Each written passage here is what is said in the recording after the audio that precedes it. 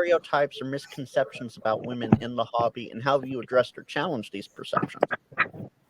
I think the biggest thing that I noticed is a lot of times people feel like maybe the women in a hobby don't know as much as some of the men might, which is definitely untrue. I don't think the stereotypes, quite honestly, have not been super, super bad. Like, there haven't been a whole bunch that I've personally encountered. I know some of my female friends in the hobby have encountered quite a few of them. But overall, I don't think it's terrible. What everyone else has said. As for changes, I think one of the biggest thing that's going to help is when you can go to an event and see a little more diversity in the attendance. I think one of the things that is discouraging for people is when they try to get involved in something and nobody looks like you. You know, you look around and you say, maybe this isn't for me. I don't fit in here.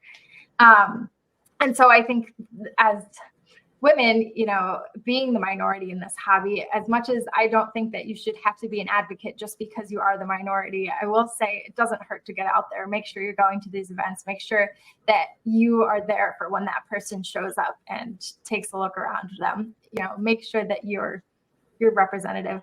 The other thing I will say is I dream of a day when I can turn on the local repeater and I'm not hearing about men's doctor's appointments. So that's one change I would love to see in the hobby.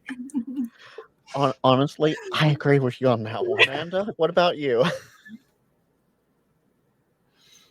I'm sorry. Did you send it to me? I'm laughing too hard because yes, Amanda.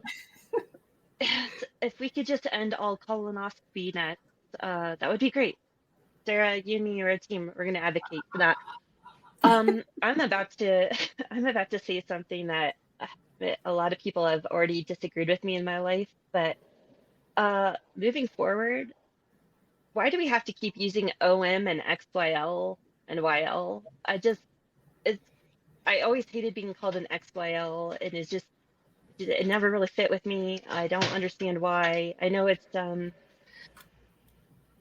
just because it was always that, but that's where I see it moving to, is where we finally decide we don't need those titles anymore. Just call me by my call sign.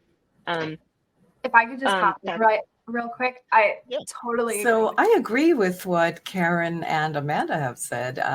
You know, ham radio is a great hobby and it's a lot of fun to do. And if you have a partner to do it with, even, you know, that much better.